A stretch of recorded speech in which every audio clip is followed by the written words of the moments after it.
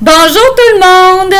J'espère que vous allez bien. Aujourd'hui, dans ma vidéo, je vous explique comment faire pour que le retour de chez l'autre parent se passe bien. J'ai expliqué dans une autre vidéo comment faire pour faire l'échange entre l'échange de la garde de l'enfant, pardon. Mais là, je vous explique comment faire un bon retour. Quand que l'enfant revient chez vous, comment ça devrait se passer pour que ça aille bien. Mais tout d'abord, il faut que les deux parents se disent des points importants de la semaine de l'enfant.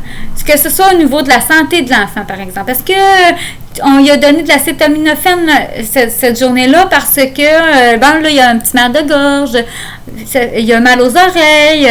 Est-ce que vous êtes allé chercher le vendredi, puis là, il y avait des poux au service de garde? Il n'y en a pas, mais il faut surveiller où il y en a. J'ai donné un traitement, etc. Des points importants.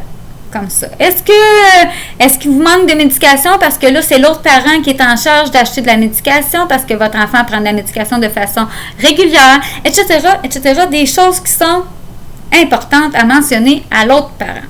Ensuite de ça, faire le transfert de pouvoir à l'autre parent. Ça veut dire de dire à l'autre enfant que là, c'est l'autre parent qui est le chef, c'est lui le boss, alors ça va être de nouveau ses règles à lui et que l'enfant doit écouter de nouveau l'autre parent. Ensuite de ça, vient les câlins, les bisous. On se sépare de l'autre parent et on embarque dans la voiture. Une fois qu'on est dans la voiture, là, l'enfant, là, il est dans sa petite bulle de sa semaine qu'il a passée avec l'autre parent et c'est important de le faire évacuer, de le faire verbaliser ce qui s'est passé pendant la semaine. Alors, on lui demande de raconter sa semaine. Et pendant qu'il nous raconte ça, on essaie de souligner les émotions qu'on entend par rapport à ce qu'il nous raconte. Là, s'il nous raconte des affaires tristes ou qui nous fâchent, c'est pas le temps de nous dire « Je sais bien, moi, ton père, là, il est tout le temps en train de te faire venger, blablabla. » Non, on garde nos frustrations pour nous, puis une fois qu'on est toute seule, l'enfant est couché ou que vous avez du temps pour parler avec l'autre parent pour aller chercher la version du parent, et des explications par rapport à ça, quand vous allez être plus calme. Comme ça, ça va éviter que vous vous chicaniez avec l'autre parent. Et l'enfant n'aura pas aussi nécessairement connaissance de cette discussion-là avec l'autre parent. Et essayez d'apporter des points positifs, d'aller chercher des affaires positives qui vous racontent des choses qu'il a aimées chez l'autre parent.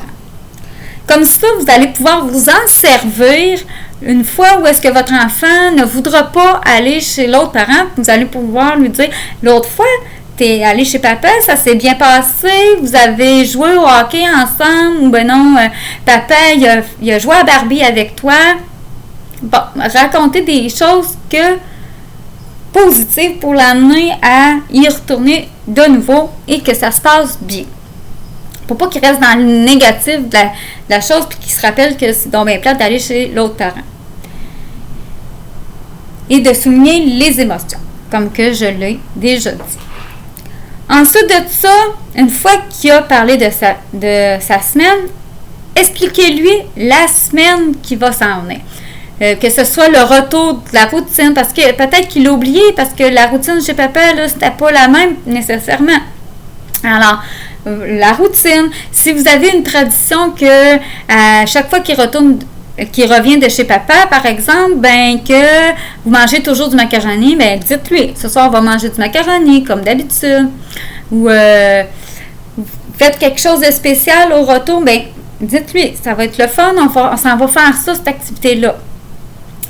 Est-ce qu'il va y avoir des activités spéciales cette semaine? Ou est-ce qu'il n'y en aura pas? Expliquez-lui comment ça va se passer. Alors, je crois que j'ai fait le tour.